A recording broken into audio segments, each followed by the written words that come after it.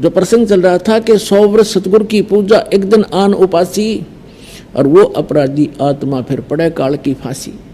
अब क्या होगा, जैसे 100 वर्ष यानी 10-20 वर्ष जैसा भी आपका जीवन है, तो कह परमात्मा एक उदाहरण दे रहे हैं। और एक दिन आन उपासना आपने कर ली तो आपका काम बिगड़ जाएगा। अब फिर परमात्मा ने एक ऑप्शन बताया है कि किसी कारण से कनेक्शन भी कट गया।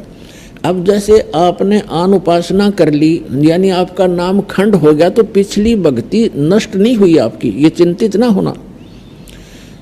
पिछली भक्ति उसकी नष्ट होती है जो गुरुद्रोही बन जाता है, यानी गुरु जी की निंदा करना शुरू कर देता है। यहाँ से दीक्षा छोड़ भी दी, नाम छोड़ भी दिया, और फिर वो निंदा करने लग जाता है, किसी भी कारण से यहाँ से विमुख होकर जाता है, तो गलती तो उसकी अपनी होती है। फिर वो कर्महीन इंसान गुरु के अंदर अवश्य सैकड़ों दोष बताता है, सुना लोगों को बताता है झूठे, तो वो गुरुद्रोही कहलाता है। तो उस गुरुद्रोही से तो बात भी करने में आपको हानि होगी।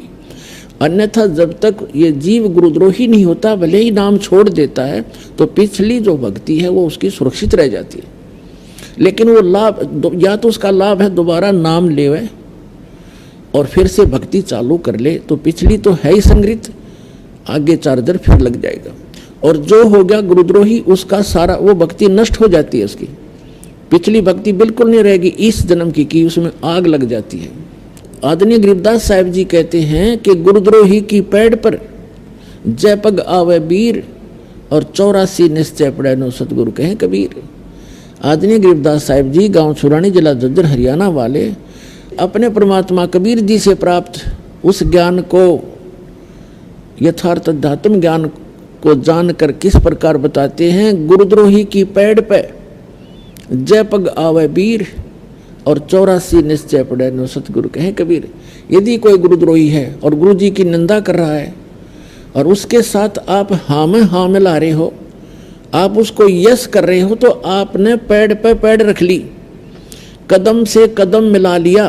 पैड़ पे पैर रखना, पग रखना, यानी उसकी यस में यस कर दी, तो आपकी भक्ति, आपकी भक्ति नष्ट हो जाएगी, आपकी भी भक्ति नष्ट हो जाएगी। तो इसलिए कहते हैं गुरुद्रोही की पैड़ पे जय पग आवे वीर, 84 निश्चय पड़े, 84 लाख योनियों में पक्का जागा वो व्यक्ति नो सतगुरु कहें कबीर। इसलिए ये बिजली जैसा करंट समझ लेना, इससे इतना डरना पड़ेगा। ये मर्यादाएं हैं, जो मेन मर्यादाएं। छोटी मोटी गलतियों से, किसी व्यवस्था के कारण, मजबूरी के कारण को खंडित भी हो जाता, तो नाम उसमें पिछली भक्ति नाश नहीं होती, और तुरंत उसको आके अपना सुचारू करवा ले, आगे उन गलतियों से बचे। अब ये दास देख रहा है कि समाज भगत और जगत का सदा से ही बैर रहा है, विरोध रहा है, क्योंकि भगत ने जो क्रियाएं करनी होती हैं वो भक्ति को सुचारू रखने के लिए करनी पड़ती हैं, और समाज की क्रियाओं को करते हुए हम भक्ति पर नहीं चल सकते। इसलिए कुछ दिन समाज में विरोध भी होगा, पर नम्रता से पेश आना, झगड़ा ना करना, भगवान को साक्षी रखना, परमात्मा के सामने प्रार्थना करना कि मालिक इनको सद्बुद्धि दो जो हमारा विरोध कर रहे हैं। फिर एक दिन उनको भी आवश्यकता भगवान की, वो भी आएंगे, उन्होंने ज्ञान सुना नहीं है, इसलिए वो कई जगह आपने सुना है कि गांव में विरोध कर देते हैं, कुल के लोग भी विरोध कर देते हैं, खुद परिवार के सदस्य भी विरोध कर देते हैं। करने दो उनको, पर आप अपनी क्रिया को छोड़ना नहीं, भक्ति करते ही रहना।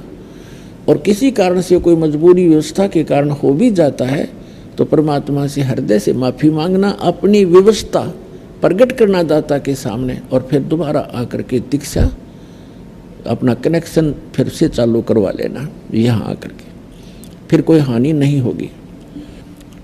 तो यहाँ परमात्मा कहते हैं कि गुरुद्रोही की पैड़ पे, पैड़ माने उसके पैर के चिन्ह पर जहाँ से वो गुजरा है। एक तो पैड़ होती है, जैसे गुरुद्रोही जा रहा हो और उसके पीछे आप जा रहे हो, ये नहीं कि उसके कदम पर कदम रखेगा उसके चिन्ह पर, ऐसा नहीं। पैड़ पे पैड़ रखना, कदम से कदम मिलाना, कदम से कदम मिलाना मीन उसकी सब बातों को आप स्वीकार करना, कर लेते हो तो वो गुरुद्रोही की पैर पे पैर रख दिया आपने। जैसे कोई आपके गुरुजी की निंदा भी कर रहा है, आप कहीं बैठे हो जैसे बस में बैठे हैं और दूसरी सीट वाला ही ये बातें करना शुरू कर देता तो आप कहाँ जाओगे? तो आपके हृदय में ये उससे लड़े नहीं, क्योंकि लड़ने से तो बात बिगड़ती है भगत की, उससे लड़े नहीं और उससे द्वारा जो बकवाद की जा रही है वो आपके हृदय में घर करे नहीं कि ये वैसे नींद में बन रहे हैं, बांधन दे, भौंकण दे इसको। उससे कुछ जवाब नहीं देवे, और जवाब देवे तो भी नम्रता से देवे कि भाई साहब या बहन जी आप भ्रमित हैं, हम वहाँ जाते हैं, हम गुरुजी से संपर्क में हैं, आप सुनी सुनाई कह रहे हो तो आप भ्रमित हैं। अगर फिर भी वो नहीं मानता है तो फिर एक आधा प्रमाण जितना विनम्रता से दो, झगड़ा नहीं करा करते वक्त। फिर भी नहीं मानता तो फिर ये सोच ले कि इसने काल की भांग पी रखी है, और नशे में आदमी कुछ भी कह सकता है, भौंकने दे, कहने दे इसको, उसको कहे नहीं कि भौंक ले, लड़ाई हो जाएगी फिर तो। अपने मन में रख है करने दे इसने जो कह रहा है, तो वो आपने पेड़ पे पेड़ नहीं रखी। अब कोई घर का सदस्य ही ऐसा हो जाता है नालायक, जिसने ज्ञान नहीं सुन रखा, तो वो भी आपका विरोध कर सकता है, सुनी सुनाई बातों से वो भी गुरुजी की निंदा कर सकता है। तो उसको ऐसा थोड़ा घर से निकाल देंगे या हम भाग जाएंगे, उसकी यश नहीं करे उसकी बातों की, तो आपने वो निंदा सुनी नहीं। और यदि आपके हृदय में भी कोई थोड़ी बहुत त्रुटि आ जाती है तो आपने वह निंदा सुन ली, आपको भी उतनी ही हानि हो गई। अपने आत्मा उसके लिए विकल्प आपको बता ही दिया है कि पुनरुपदेश लेवे और आगे ऐसी त्रुटियों से बचे। अब जो प्रसंग दास आज सुनाना चाह रहा था कि आप यहाँ इस लोक में क्यों फंस गए, या कोई चीज भी ऐसी नहीं जो सुरक्षित, तो यहाँ का राजा सुरक्षित नहीं तो प्रजा कैसे सुरक्षित होगी? फिर हम रह क्यों रहे हैं यहाँ पर? क्योंकि हमें परिवार हमारा प्यारा लगता है, बच्चे प्यारे लगते हैं, माता पिता में मोह है, संपत्ति हमारी लगती है, तो यह भूल है अपनी। ठीक है, जो प्यारे लगते हैं वो तो अच्छी बात है, लेकिन जो संपत्ति अपनी मानते हो, परिवार अपना मानते हो, यह अपनी भूल है। अगर हमारा हो तो हमारे पास रहे, ये जा क्यों रहे हैं बारी बारी? तो ये अपना नहीं है, ये अपनी भूल है, और ये हमारे बस की बात भी नहीं है, क्योंकि हमारे ऊपर इन तीनों गुणों का इतना भयंकर प्रभाव है, इतना जबरदस्त प्रभाव है कि हमारे बस की बात नहीं। जैसे किसी ने भांग पी रखी है या कोई शराब पी रखी है, तो जितने भी व्यक्तियों ने वो भांग शराब पी रखी है, सबकी गतिविधि, सबकी सोच और सबकी चाल ढाल एक ही जैसी होती है। कबीर साहब कहते हैं, कबीर ये माया अटपटी सब गट आन अड़ी, और किस किस को समझाऊं या कुएं भांग पड़ी। अब जैसे किसी कुएं में कोई 1 क्विंटल भांग डाल दे, अब जितने भी उस कुएं के जल को पिएंगे तो सभी को वो नशा होगा। 1000 पिएंगे ना, 1000 भी एक जैसी गतिविधि करेंगे, एक जैसी भाषा बोलेंगे, और ऐसे चलने का उनका अंदाज होगा। तो परमात्मा कहते हैं, इस काल ने 21 ब्रह्मांड वाले अपने कुएं में या त्रिगुणमयी माया की भांग डाल रखी है। कबीर ये माया अटपटी सब गट आन अड़ी, और किस किस ने समझाऊं या कुएं भांग पड़ी। अब इस भांग को उतारने के लिए एंटीबायोटिक ये ज्ञान है और ये मंत्र है, इससे ये आपकी भांग उतर जाएगी। और ये भांग उतरने के बाद फिर आपको पता चलेगा कि मैं कहाँ रह रहा हूं। जैसे एक शराबी शराब पी के, जैसे हरियाणा जैसे क्षेत्र में, राजस्थान जैसे क्षेत्र में, राज्य में शराब पी करके बाहर पड़ा है गर्मी में दिन के 12 बजे, और बुरा हाल, पसीना पसीना हुआ है, रेत में लिपटा पड़ा है।